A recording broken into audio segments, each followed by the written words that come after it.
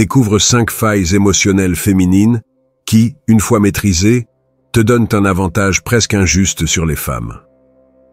Tandis que certains hommes mendient de l'attention comme des chiens affamés, ceux qui connaissent ces failles ont les femmes à leurs mains. Machiavel savait que celui qui contrôle l'information contrôle le jeu. Voici l'information qui change tout. Ce sont des faiblesses émotionnelles si profondes qu'elles sont ancrées dans leur ADN et quand tu les maîtrises, elles ne peuvent pas résister, même si elles essaient. Alors, aime cette vidéo et allons à l'essentiel. La première faille émotionnelle que tu dois maîtriser est la plus puissante de toutes, l'addiction à la validation. Et quand je parle d'addiction, je ne fais pas d'exagération. C'est littéralement une dépendance chimique. Chaque fois qu'une femme reçoit un compliment, un message, un regard admiratif, son cerveau libère de la dopamine. C'est le même produit chimique que celui généré par la cocaïne, mais en dose moindre. Mais voici le détail que la plupart des hommes ne comprennent jamais. Comme toute drogue, la validation perd son effet si elle est administrée en permanence. As-tu remarqué comment les femmes les plus belles sont souvent avec des hommes qui les traitent avec indifférence? Ce n'est pas un hasard. C'est de la chimie pure. Quand tu bombardes une femme de compliments constants, son cerveau s'habitue à cette dose de dopamine. Elle devient tolérante. Ce qui l'enthousiasmait auparavant l'ennuie maintenant. Mais voici la partie intéressante. Quand tu réduis cette validation, quand tu la rends rare, son cerveau entre en mode recherche désespérée. C'est comme lui retirer une cigarette à un fumeur. Elle a besoin de cette dose et fera n'importe quoi pour l'obtenir. Imagine que la validation soit comme un compte bancaire. Chaque compliment est un dépôt. Chaque moment d'indifférence est un retrait. Les hommes désespérés font des dépôts massifs, pensant ainsi gagner leur amour. Erreur fatale. Les femmes ont besoin d'un compte qui fluctue, qui les maintienne en haleine, se demandant quel sera leur prochain versement. La règle d'or est le principe 70-30. Montre de l'intérêt et de l'approbation 70% du temps. Garde 30% de mystère et d'imprévisibilité. Quand tu lui dis qu'elle est incroyable ce soir, assure-toi que ce soit spécifique et mérité. Quand tu lui dis qu'elle a toujours l'air bien, ça sonne faux et dégonflé. Et voici le truc qui sépare les amateurs des maîtres. Ne complimente pas constamment sa beauté physique. Complimente son intelligence quand elle dit quelque chose d'astucieux, sa créativité quand elle cuisine quelque chose de délicieux, son courage quand elle prend une décision difficile. Ces compliments résonnent plus profondément parce qu'ils touchent son besoin de se sentir valorisée pour qui elle est réellement, pas seulement pour son apparence. Machiavel comprenait que le pouvoir ne vient pas de donner tout de suite, mais de gérer les ressources stratégiquement. La validation est ta ressource la plus précieuse avec une femme. Gère-la comme un investisseur avisé, pas comme un parieur désespéré. Mais attention, il existe une ligne dangereuse entre créer de l'intrigue et créer de l'insécurité. Si tu retiens trop de validation trop longtemps, tu ne créeras pas d'attraction, tu créeras du ressentiment. La clé est dans l'équilibre, en la maintenant suffisamment rassurée pour qu'elle se sente en sécurité, mais suffisamment affamée pour qu'elle en veuille toujours plus. Et au fait, si cette information t'ouvre les yeux autant que je le pense, abonne-toi à la chaîne. Ce sont des secrets que la plupart des hommes ne connaîtront jamais, et je vais partager avec toi les stratégies les plus profondes que j'ai découvertes au fil des années d'études. Ne manque pas ce qui vient, car attends de découvrir la deuxième faille émotionnelle.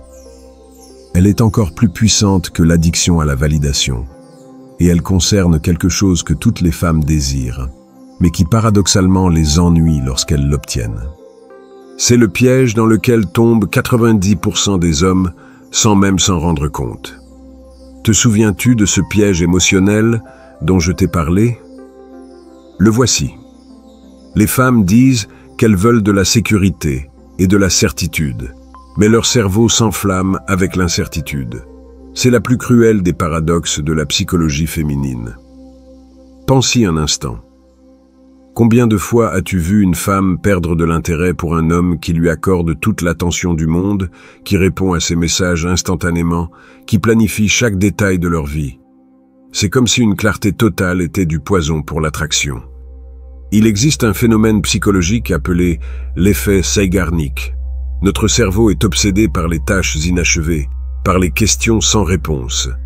Les femmes ne sont pas différentes. Quand elles peuvent prédire chacun de tes mouvements, quand elles savent exactement à quoi s'attendre de toi, leur esprit se détend. Et un esprit détendu est un esprit ennuyé. Voici le secret que les hommes les plus attirants connaissent instinctivement. Tu dois révéler ta vie comme si c'était une série télévisée captivante. Donne suffisamment d'informations pour la maintenir accrochée, mais laisse toujours des questions sans réponse. Il y a toujours un « à suivre » dans l'épisode suivant. La règle d'or est simple. Montre 70% de qui tu es. Garde 30% dans l'ombre. Je ne parle pas de mentir ou de créer une fausse identité. Je parle de doser stratégiquement l'information sur toi. Quand elle te demande ce que tu as fait aujourd'hui, donne-lui quelques détails intéressants, mais pas toute l'histoire. Quand tu parles de tes projets futurs, partage ta vision, mais pas chaque étape du parcours. Machiavel comprenait que le pouvoir résidait tant dans ce qui était révélé que dans ce qui restait caché. Un prince qui montrait toutes ses cartes perdait sa capacité de manœuvre. Une femme qui peut te lire complètement perd l'incitation à explorer qui tu es réellement. Mais voici la différence cruciale entre le mystère et la manipulation. Le mystère authentique vient d'une vie riche et intéressante qui a naturellement des couches. Si tu dois inventer des histoires ou créer un drame artificiel, tu es sur la mauvaise voie. Le mystère authentique émerge d'être quelqu'un qui construit réellement quelque chose de significatif avec sa vie. Veux-tu un exemple pratique? Quand elle te demande « Que fais-tu aujourd'hui ?» Au lieu de lui donner un rapport détaillé de chaque activité, tu peux dire « J'ai eu une réunion intéressante qui pourrait changer certaines choses pour moi. » Et puis tu changes de sujet. Son esprit se demandera immédiatement « Quelle réunion? Quelle chose? Comment cela va-t-il l'affecter ?» Ou quand tu parles de ton travail, n'explique pas chaque détail de ta routine quotidienne. Partage ta passion pour ce que tu fais. Raconte une anecdote intrigante, mais laisse-la devoir te poser des questions si elle veut connaître les détails. Elle découvre qui tu es. Elle ne lit pas ta biographie complète. Le véritable pouvoir de cette faille émotionnelle s'active lorsque tu combines l'incertitude avec des moments de révélation authentique. C'est comme donner à quelqu'un assoiffé une gorgée d'eau, mais pas la bouteille entière. Chaque révélation la satisfait temporairement, mais la laisse avec plus de soif de te connaître. Et voici le moment parfait. Tu as environ 90 jours pour prouver que tu es quelqu'un qui vaut la peine d'être découvert. 90 jours pour prouver que ton mystère n'est pas vide, mais qu'il est soutenu par une véritable substance. Après cette période, si tu n'as pas prouvé une valeur authentique, le mystère devient frustration. Mais quand tu maîtrises ce paradoxe, quand tu apprends à être transparent sans être prévisible, intéressant sans être évident, accessible sans être disponible, quelque chose de puissant se produit. Elle commence à investir de l'énergie mentale en toi. Elle commence à se demander sur toi quand tu n'es pas là. Elle commence à te chercher au lieu que tu la cherches. Cependant, il existe une troisième faille émotionnelle encore plus profonde que les deux précédentes. Et celle-ci est la plus dangereuse de toutes, car elle touche quelque chose de si instinctif dans la nature féminine que lorsque tu l'actives correctement, elle peut créer une obsession qui dure des années. Elle concerne quelque chose que toutes les femmes nient publiquement, mais qui les consume en privé. Voici cette vérité que les femmes n'admettront jamais en public. Rien n'active plus leur intérêt pour toi que de savoir que d'autres femmes te désirent. C'est leur instinct de compétition le plus pur et le plus sauvage. Observe cela pendant une semaine. Regarde comment l'attitude d'une femme envers un homme change lorsqu'une autre femme s'intéresse à lui. C'est comme si un interrupteur s'allumait dans son cerveau. Tout à coup, cet homme qui était auparavant juste un ami devient quelqu'un qui mérite d'être conquis. Pendant des milliers d'années, les femmes ont évolué pour identifier et rivaliser pour les hommes de valeur supérieure. Et l'un des signes les plus clairs qu'un homme a de la valeur, c'est que d'autres femmes le reconnaissent comme tel. C'est comme un système de validation sociale automatique. Si d'autres femmes le veulent, il doit y avoir quelque chose de spécial en lui. Voici le fait qui change tout. Quand une femme perçoit que tu es rare, que tu n'es pas disponible pour n'importe qui, son cerveau interprète cela comme un signe de grande valeur. Ce n'est pas que tu sois difficile à obtenir par caprice. C'est que tu as des options, et cela l'intrigue profondément. Machiavel savait que les alliés les plus précieux sont ceux qui sont également courtisés par d'autres. Un prince qui avait de multiples alliances avait plus de pouvoir que celui qui dépendait d'une seule relation. Le même principe s'applique aux dynamiques entre hommes et femmes. Mais voici la partie délicate. Je ne parle pas de flirter ouvertement avec d'autres femmes devant elles. C'est maladroit et évident. Je parle de quelque chose de beaucoup plus subtil et puissant. C'est d'être naturellement attirant pour les femmes, parce que tu as une vie intéressante, parce que tu es quelqu'un qui suscite un respect et une admiration sincère. Quand tu arrives dans un endroit social et que les femmes se sentent à l'aise de te parler, quand elles te cherchent pour demander des conseils, quand elles rient sincèrement de tes commentaires, elles le remarquent. Tu n'as pas besoin de faire quoi que ce soit d'artificiel. Ta valeur sociale parle d'elle-même. Le truc est d'être cordial et charmant avec d'autres femmes, mais sans franchir de ligne. C'est montrer que tu es le type d'homme que les femmes recherchent, mais que tu as choisi d'être avec elles. Cette différence est cruciale. Ce n'est pas que tu sois le seul disponible. C'est que parmi toutes les options que tu as, tu l'as choisi. Et voici la partie la plus intéressante. Quand une femme ressent qu'elle pourrait te perdre, quand elle perçoit que tu n'es pas désespérément dépendant de son attention, quelque chose de chimique se produit dans son cerveau. Son instinct de rétention s'active. Elle commence à faire plus d'efforts, à investir plus d'énergie dans la relation. Mais attention, avec cette faille émotionnelle, car c'est une arme à double tranchant. Si tu exagères, si tu lui donnes constamment l'impression qu'elle doit rivaliser pour ton attention, tu créeras une insécurité toxique. Si tu le fais trop peu, si tu es trop disponible et prévisible, tu perdras son intérêt complètement. La clé est dans l'équilibre. Occasionnellement, elle doit sentir que tu as des options, que tu es désiré, que tu pourrais être avec quelqu'un d'autre, mais tu choisis d'être avec elle. Cela ne se fait pas en étant un idiot ou en la maltraitant. Cela se fait en étant véritablement précieux, en ayant une vie riche qui attire naturellement d'autres personnes.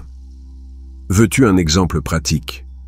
Si tu es dans une réunion sociale et qu'une femme s'approche de toi pour te poser une question, réponds de manière amicale et naturelle. Ne l'ignore pas pour montrer ta loyauté, mais ne flirte pas non plus pour susciter la jalousie. Sois simplement toi-même, intéressant, charismatique, accessible. Elle observera comment d'autres femmes réagissent à toi, et cela alimentera sa perception de ta valeur. Un autre exemple, quand tu parles d'un problème, ne deviens pas son thérapeute personnel disponible 24 heures sur 24. Écoute-la, soutiens-la, mais garde ta propre vie et tes propres priorités. Cela lui montre que tu es une ressource précieuse, pas un service gratuit. Jusqu'ici, nous avons exploré 3 failles émotionnelles puissantes. L'addiction à la validation, la paradoxe de l'incertitude et l'instinct de compétition.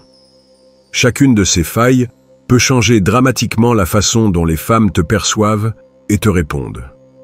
Mais les 2 dernières failles que je vais te révéler sont les plus profondes et sophistiquées. Ce sont celles qui séparent les hommes ordinaires de ceux qui comprennent réellement la psychologie féminine à un niveau maître. Et la quatrième faille concerne quelque chose que toutes les femmes recherchent désespérément, mais que très peu d'hommes savent comment fournir correctement. Voici les 2 failles émotionnelles les plus dévastatrices que tu peux maîtriser. Elles sont si puissantes qu'une fois que tu les comprends, tu ne te rapporteras plus jamais aux femmes de la même manière. La quatrième faille est le leadership émotionnel. Et voici la différence cruciale que 95% des hommes ne comprennent pas. Les femmes n'ont pas besoin que tu les sauves de leurs problèmes. Elles ont besoin que tu sois leur ancre émotionnelle pendant les tempêtes. Quand une femme te parle d'une mauvaise journée au travail, son instinct n'est pas que tu résolves le problème. Son besoin le plus profond est de sentir qu'il y a quelqu'un de solide, calme et stable à ses côtés. Quelqu'un qui ne vacille pas quand elle vacille. Machiavel comprenait que le véritable pouvoir ne réside pas dans le contrôle de chaque situation, mais dans le maintien de son calme, tandis que les autres perdent le leur. Un leader qui demeure serein pendant les crises inspirait confiance et loyauté. Avec les femmes, le même principe s'applique de manière amplifiée. Voici l'erreur que commettent la plupart des hommes. Quand elle est stressée, ils deviennent stressés. Quand elle est anxieuse, ils deviennent anxieux. Quand elle a peur, ils paniquent en essayant de tout réparer. Ils réagissent au lieu de diriger. Le leadership émotionnel signifie que ton état interne ne dépend pas de son état interne. Si elle rentre à la maison frustrée, tu restes calme. Si elle s'inquiète de quelque chose, tu gardes la perspective. Pas parce que cela ne t'importe pas, mais parce que quelqu'un doit être la roche sur laquelle elle peut se reposer. Mais voici la partie la plus importante. Il ne s'agit pas d'être froid ou déconnecté. Il s'agit d'être la présence apaisante dont elle a besoin. Quand elle te parle de son problème, au lieu de sauter immédiatement aux solutions, tu dis quelque chose comme « Cela semble vraiment frustrant. Dis-moi plus sur ce qui s'est passé. » Tu montres que tu peux gérer ses émotions sans être submergé par elles. Tu crées un espace sûr où elle peut s'exprimer sans sentir qu'elle doit porter aussi tes réactions émotionnelles. Et voici la 5e et dernière faille. La personnalisation psychologique. C'est la plus sophistiquée de toutes, car elle nécessite que tu comprennes vraiment la femme spécifique devant toi. Toutes les femmes ne sont pas les mêmes. Certaines sont plus sensibles à la validation, d'autres à l'incertitude, d'autres à la compétition. Ton travail est d'identifier quelle est sa faiblesse émotionnelle dominante et de personnaliser ton approche en fonction de cette faiblesse. Comment fais-tu cela? En observant. Si elle cherche constamment ton approbation, si elle te demande comment elle se présente, si elle a besoin de confirmation sur ses décisions, sa faille dominante est la validation. Administre tes compliments stratégiquement. Si elle veut toujours savoir ce que tu penses, si elle se frustre quand tu ne réponds pas immédiatement, si elle te pose beaucoup de questions sur ton passé ou tes projets, sa faille dominante est l'incertitude. Garde ce 30% de mystère qui la maintient accrochée. Si elle mentionne constamment d'autres femmes, si elle te demande au sujet de tes ex, si elle devient jalouse quand tu parles à d'autres femmes, sa faille dominante est la compétition. Assure-toi qu'elle se sente choisie, mais pas trop sûre d'elle. La clé est de ne pas appliquer les mêmes techniques à toutes les femmes, comme si elles étaient des robots. Chacune a sa propre configuration émotionnelle, sa propre histoire, ses propres insécurités et forces. Mais voici le point fondamental qui sépare les hommes éthiques des manipulateurs. L'objectif n'est pas d'exploiter ces failles pour contrôler ou blesser. L'objectif est de les comprendre pour se connecter plus profondément et créer des relations plus satisfaisantes pour les deux. Quand tu comprends que son besoin de validation vient de profondes insécurités, tu ne la juges pas pour cela. Tu l'aides à se sentir plus sûre d'elle de manière authentique. Quand tu comprends que son besoin de certitude vient d'expériences passées où elle a été blessée, tu ne joues pas avec cette vulnérabilité. Tu la rassures de manière authentique. Ces failles émotionnelles ne sont pas des défauts que tu dois exploiter. Ce sont des caractéristiques humaines qui, lorsque tu les comprends et les honores, te permettent d'être l'homme dont elle a vraiment besoin. Pas l'homme qui la contrôle, mais l'homme qui la comprend si profondément qu'il peut l'aimer de la manière dont elle a le plus besoin d'être aimée. Et quand tu parviens à cela, quand tu combines toutes ces failles émotionnelles avec une véritable intégrité et un véritable développement personnel, quelque chose de magique se produit. Tu ne gagnes pas seulement son attraction, tu gagnes son respect. Tu ne captures pas seulement son intérêt, tu captures sa loyauté. Tu ne conquiers pas seulement son cœur, tu conquiers son âme. Mais maîtriser ces failles n'est que le début.